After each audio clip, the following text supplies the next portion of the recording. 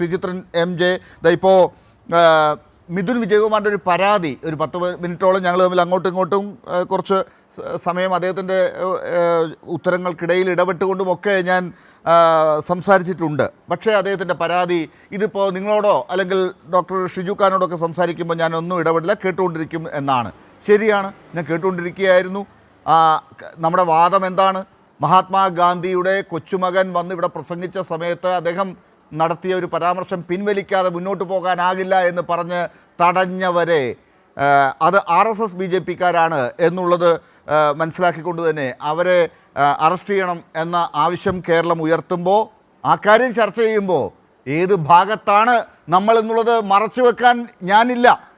അത് മഹാത്മാഗാന്ധിയുടെ കൂടെയാണ്, അദ്ദേഹത്തിൻ്റെ ആശയത്തിൻ്റെ കൂടെയാണ്. അല്ലെങ്കിൽ ജനാധിപത്യപരമായി മുന്നോട്ട് പോകുന്ന കാര്യങ്ങളെ പ്രോത്സാഹിപ്പിക്കുക എന്ന വശത്താണ്.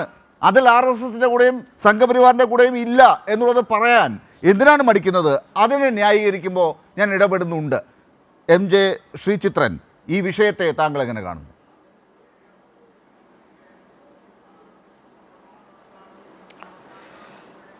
ഇക്കാര്യത്തിൽ എന്താണെന്ന് വെച്ചാൽ ലാലും ഷിജു ഖാനും ഞാനും ഒന്നടങ്കം നമ്മുടെ രാഷ്ട്രത്തിലെ ജനാധിപത്യവാദികളും ഒക്കെ യഥാർത്ഥത്തിൽ ഗാന്ധിയുടെ പക്ഷത്തായിരിക്കും. പക്ഷേ അവരുടെ എണ്ണം ക്രമേണ ന്യൂനപക്ഷമാവുകയും ഇവർ ഭൂരിപക്ഷമാവുകയും ചെയ്യുന്നു എന്നൊരു തെറ്റിദ്ധാരണ യഥാർത്ഥത്തിൽ വലിയ തോതിൽ RSS പരത്തുന്നുണ്ട്. ഈ വിഷയത്തിൽ നമ്മൾ പ്രധാനമായിട്ടും കാണേണ്ടത്, ഞാൻ കരുതുന്നത് ഇതിനെ ചരിത്രപരമായി കാണേണ്ടതാണ്. ഇപ്പോൾ തുഷാർ ഗാന്ധിക്ക് നേരെ ഇന്നലെ നടന്ന ഈ സംഭവം ഉണ്ടല്ലോ, ഇത് എത്രയോ തവണ യഥാർത്ഥ ഗാന്ധിക്ക് നേരെ നടന്നതാണെന്ന് നമ്മൾ ഓർക്കണം. ഗാന്ധിയുടെ അവസാന കാലം നമുക്ക് ഓർമ്മയുണ്ടാവും. ഗാന്ധിയുടെ അവസാന സമയത്ത് സ്വാതന്ത്ര്യത്തിന് ശേഷം ഗാന്ധി അങ്ങേയറ്റം വേദനയിലായിരുന്നു. ഇന്ത്യ പാക് വിഭജനത്തിന് ശേഷമുള്ള വർഗീയ കലാപത്തിൻ്റെ നാളുകളിൽ അദ്ദേഹം കൽക്കട്ടയിൽ കലാപം നടന്നുകൊണ്ടിരിക്കുന്ന പ്രവിശ്യകളിൽ തുടർച്ചയായി യാത്ര ചെയ്യുന്നു. അവിടെയെല്ലാം ഇതേ ഹിന്ദു സംഘടനകൾ, പൂർണ്ണമായും ഹിന്ദു മഹാസഭ തന്നെ അക്കാലത്ത് പറഞ്ഞിരുന്നത് ഗാന്ധിയെ പൂർണ്ണമായും ഞങ്ങൾ ബഹിഷ്കരിക്കുന്നു എന്നാണ്. പല നേതാക്കളും തന്നെ അക്കാലത്ത് ആഹ്വാനം ചെയ്തത്, ഇതിനൊക്കെ കൃത്യമായ ചരിത്രരേഖകളുണ്ട്, ഗാന്ധി വരുന്ന സമയത്ത് കുപ്പിച്ചില്ലും മനുഷ്യ വിസർജ്യങ്ങളും ഇട്ടുകൊണ്ടാണ് ഞങ്ങൾ ഗാന്ധിയെ സ്വീകരിക്കുക എന്നാണ്. തുടർന്ന് ഗാന്ധിയുടെ അവസാന സമയത്ത് ഗാന്ധി ഡൽഹിയിലെത്തുന്നു. ഡൽഹിയിൽ വലിയ കലാപം നടക്കുകയാണ്. ഡൽഹിയിൽ തുടർച്ചയായി ഗാന്ധിക്ക് നേരെ നടന്നുകൊണ്ടിരിക്കുന്ന അധിക്ഷേപങ്ങളും ഗാന്ധി പങ്കെടുക്കുന്ന മുഴുവൻ പരിപാടികൾക്കകത്തും ഗാന്ധിക്കെതിരായിട്ടുള്ള മൂർദാബാദ് വിളികളുമാണ്. ഗാന്ധി ഇതൊന്നും അനുഭവിക്കാത്ത ആളല്ല.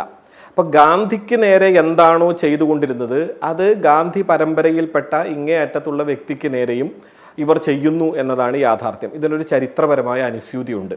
പക്ഷേ ഇതിലേറ്റവും വേദനാജനകമായ കാര്യം, ഇത് നടന്നത് നൗഖാലിയിലോ ഡൽഹിയിലോ അല്ല, ഗാന്ധി നേരിട്ട ആ കലാപഭൂമികളിലല്ല, അത്രയും രക്തപങ്കിലമായ ഒരു കലാപത്തിൻ്റെ സമയത്തിലുമല്ല, ജനാധിപത്യ മതനിരപേക്ഷ ഗവൺമെൻറ് നിലനിൽക്കുന്ന, നമ്മൾ പ്രബുദ്ധമെന്നും അഭ്യുസ്തമെന്നും അവകാശപ്പെടുന്ന കേരളത്തിൻ്റെ മണ്ണിലാണ് എന്നതാണ്. തീർച്ചയായിട്ടും ഷിജു ഖാൻ പറഞ്ഞതുപോലെ മലയാളികൾ വലിയ തോതിൽ ലജ്ജിച്ച് തലകുനിക്കേണ്ട ഒരു കാര്യമാണ് നമ്മുടെ നാട്ടിൽ വെച്ച് ഇത് നടന്നു എന്നത്.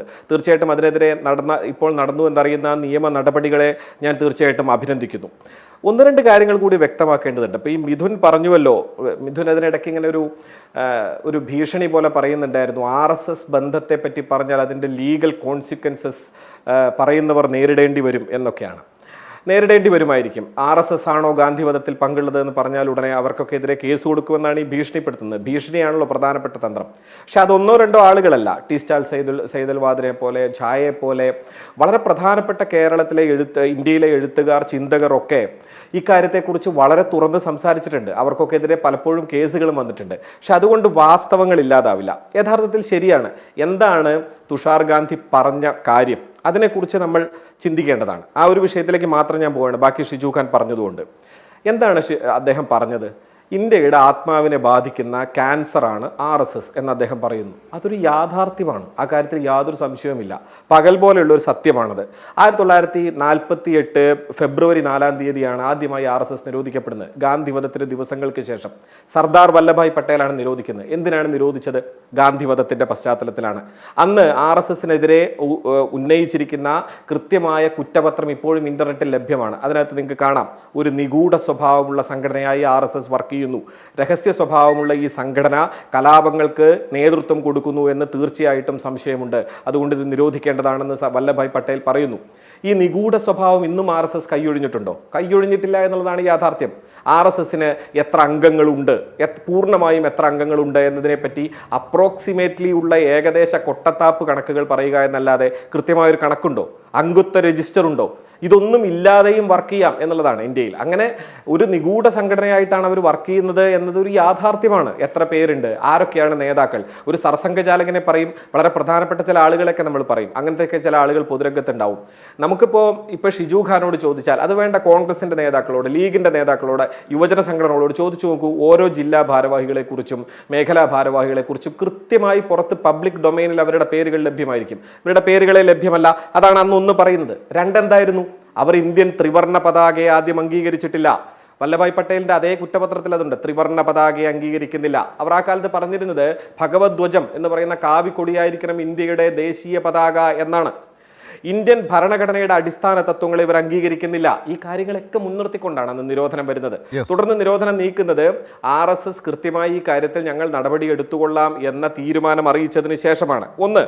രണ്ട്, ഇപ്പോൾ ഗാന്ധി വധത്തിലെ പങ്കിനെ പറ്റി പറയുന്ന സമയത്ത് രണ്ട് കാര്യങ്ങൾ വ്യക്തമാക്കണം. ഒന്ന്, വൈ ഐ കിൽഡ് ഗാന്ധി എന്ന് പറയുന്ന ഗോഡ്സെയുടെ തന്നെ പുസ്തകമുണ്ട്. അതിൽ അദ്ദേഹം പറയുന്നുണ്ട്, ഞാൻ മുൻപ് RSS കാരനായിരുന്നു, പിന്നീട് ഞാൻ RSS അല്ല എന്നായിരുന്നു അദ്ദേഹത്തിന്റെ അവകാശവാദം.